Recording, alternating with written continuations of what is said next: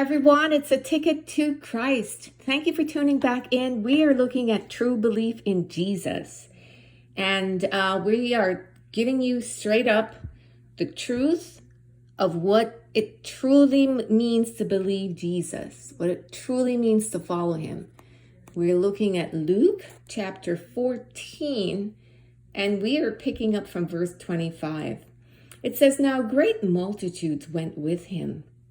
And he turned and said to them, 'If anyone comes to me and does not hate his father and mother, wife and children, brothers and sisters, yes, and his own life also, he cannot be my disciple.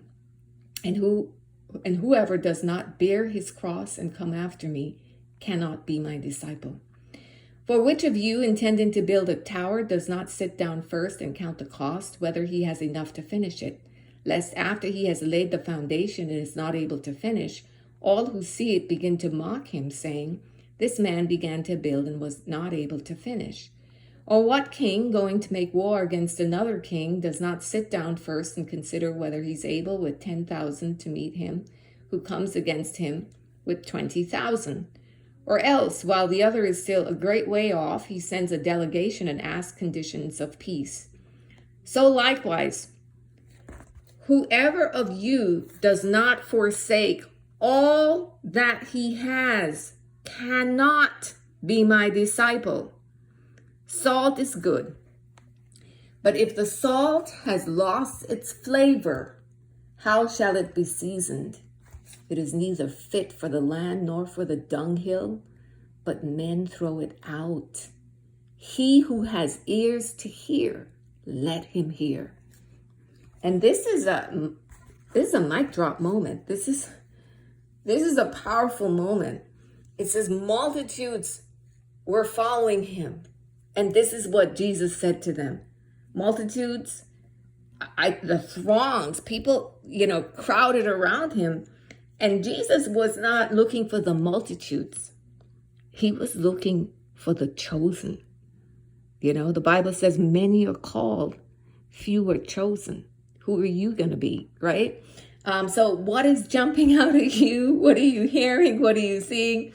I just think this is an incredibly powerful, straight down the line,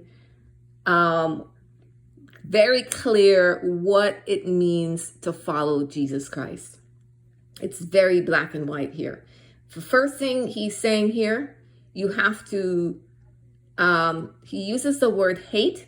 Here, the word hate doesn't mean hate like you and I say hate. Like we say, I hate, like you'd say, I hate this person, or I hate that, or I hate, this meal or that meal. It means to love less or forsake the influence of in comparison with God.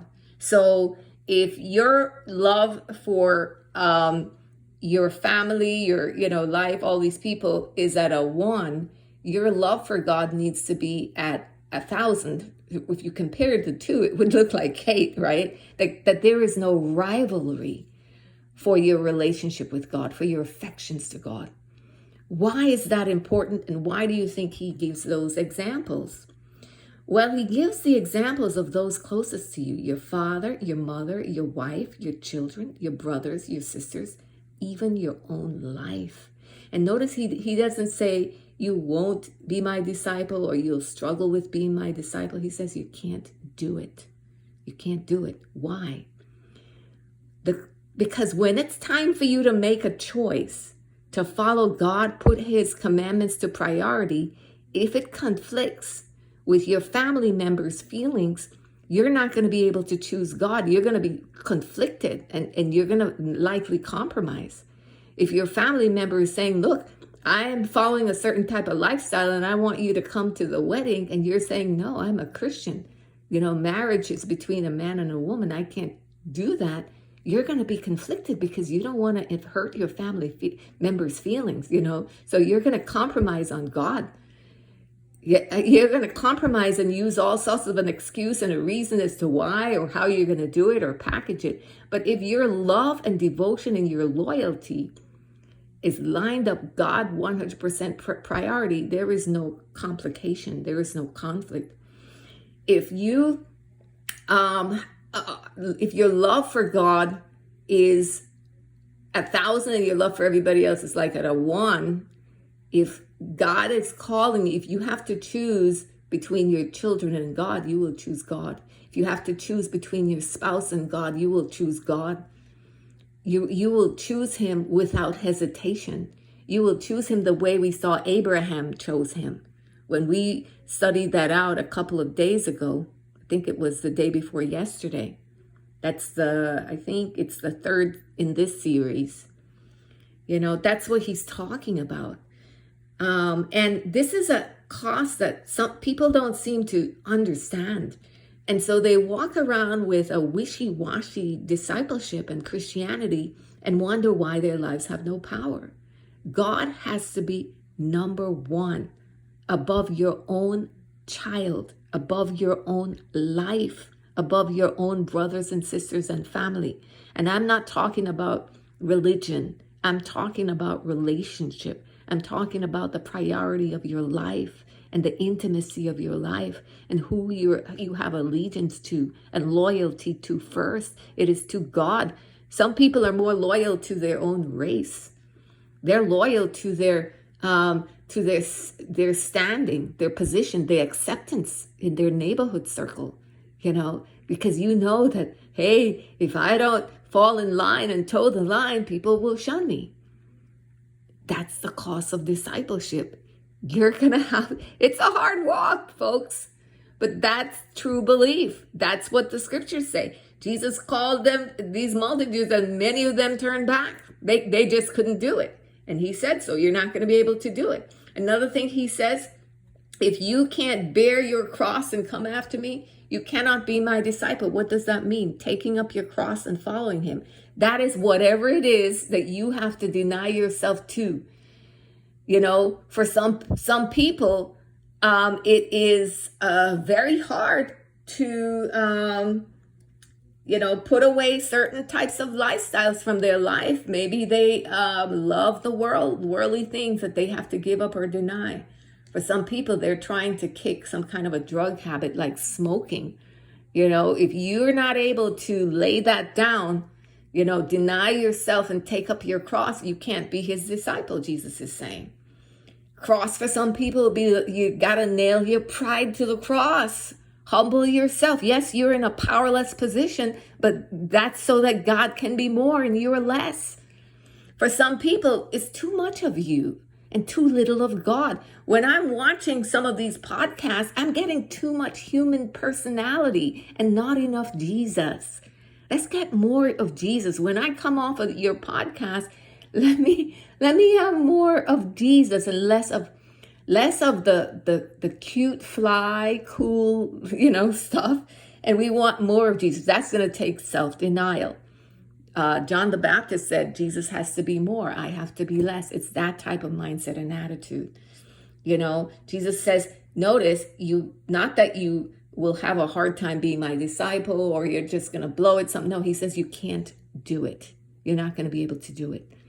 And God is not looking for people. God is not coming and say, oh, I'm so sorry. I want to apologize for. No, God knows exactly. This is the life you're called to live. This is the life we're called to live. This is the good news. It's the best thing for us.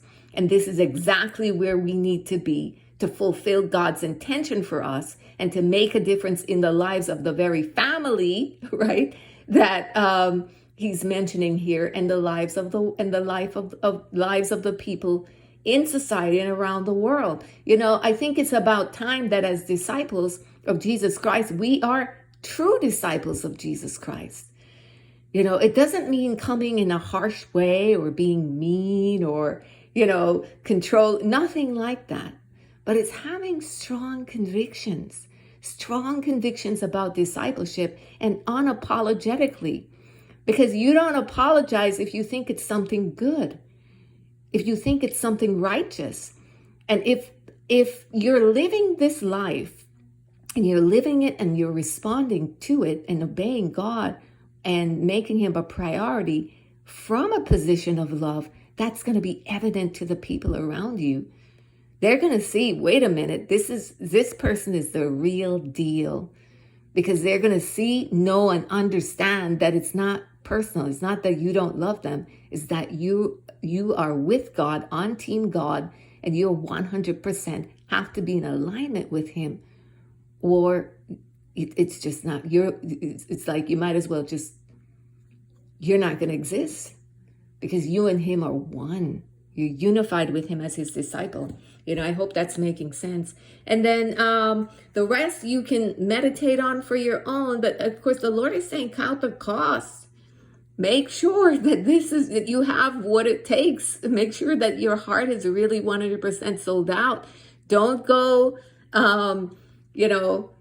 going in half-heartedly, I want to be a Christian because this is a better life, this is the better way. No, that's not the reason for being a Christian, and you won't last. You're going to make a nasty mess of it, he's saying. It's like a king going to war. No, he's saying it's like a building. If you're building a building, you want to make sure that you have enough of what it takes to complete it. Otherwise, you're going to do a really nasty job of it. And then it's just going to be a big monstrosity that people are going to ridicule about, mock you about. So before even beginning to build it, count the costs. Make sure that you know this is what I'm called to live. This is what I'm called to do, right? But then he's saying, look, count the cost. But really, there is no cost, because you can't fight against God and win. That's verse 31, right? You're going to war against God. You're outnumbered. You can't win. So it's a matter of faith. All of this comes down to faith. That's why we looked at all of those other lessons before, giving you an example of what faith looks like and what true belief looks like, and really ensuring that you trust God first, because you can't walk this type of walk and have this level of commitment if you don't trust God, and you're not going to be able to trust him if you don't know him. Right? And so it's very important that you have that foundation first, so that you can have this resolute, absolute type of walk with God, with being a disciple of the Lord Jesus Christ, and living out this true discipleship walk with him. A lot of these people did not follow Jesus. They turned away, when Jesus went when Jesus rose from the dead and went back up into heaven, there were only 120 disciples gathered about in Jerusalem, praying together in that upper room. 120. And here we see multitudes following. And so many are called, few are chosen. So I know you're wanting to be one of the chosen few. And we're looking practically at what that looks like and what the Lord really calls for us to be and to do. Beloved, I hope this helped in some small way, that it bless your life and day. Have a great day. Take care.